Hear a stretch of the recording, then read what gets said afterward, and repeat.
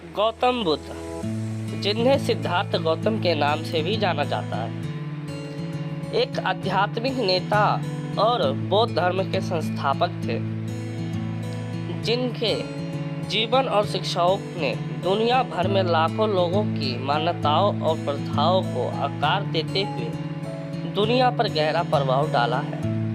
यहाँ 500 शब्दों में गौतम बुद्ध का संक्षिप्त इतिहास दिया गया है।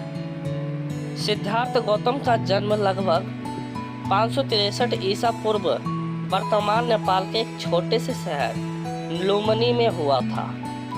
उनका जन्म एक विशेष अधिकार प्राप्त परिवार में हुआ था, क्योंकि उनके पिता राजा शुत्रोधन और शाक्य वंश के शासक थे। सिद्धार्थ की महारानी माया का उनके जन्म के कुछ समय बाद ही निधन हो गया। उनका पालन पोषण उनकी चाची और सौतेली माँ प्रजापति गौतमी ने किया। सिद्धार्थ ने महल की दीवारों के भीतर एक आश्रय और विलासिता पूर्ण जीवन व्यतीत किया। हालांकि उनके जीवन में तब बदलाव आया जब उन्होंने महल के बाहर कदम रखा और मानवीय पीड़ा, बुढ़ापे, बीमारी और मृत्यु की कठोर वास्तविकता का सामना किया। इन मुलाकातों ने उन पर गहरा प्रभाव डाला और गहन आध्यात्मिक जागृति पैदा की। 19 साल की उम्र में सिद्धार्थ ने आत्मज्ञान और पीड़ा के अंत की तलाश में अपने राजसी जीवन को त्यागने का फैसला किया। उन्होंने अपनी पत्नी यशोदा और बेटे राहुल सहित अपने परिवार को छोड़ दिया और आध्यात्मिक खोज पर निकल पड़े। 6 साल बाद वह एक तपस्वी के रूप में घूमते रहे, अत्यधिक आत्मा पीड़ित और ध्यान का अभ्यास करते रहे, यह महसूस करते हुए कि आध्यात्मिक तपस्या आत्मज्ञान का मार्ग नहीं है।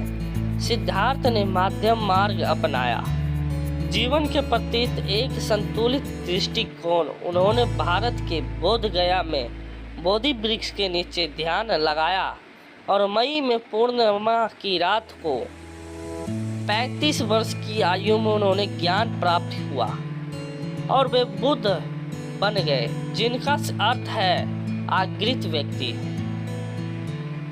बौद्ध धर्म की मूल शिक्षाएं, जिन्होंने 4 आर्य तत्व के रूप में जाना जाता है, बुद्ध ने अपने ज्ञानोदय के दौरान प्रकट की थी।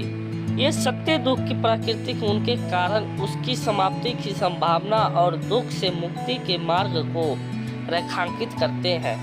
पहला आकार्य सत्य, जीवन की विशेषता दुख है। दूसरा आकार्य सत्य, दुख का कारण इच्छा और आसक्ति है। तीसरा आकार्य इच्छा को समाप्त करके दुख को समाप्त करके का एक तरीका है। चौथा आकार्य सत्य, दुख से मुक्ति का मार्ग अष्टांगिक मार्ग है, जिसमें सही समझ, सही इरादा, सही भाषण, सही कार्य, सही आजीविका, सही प्रयास, सही दिमागीपन और सही एकाग्रता शामिल है।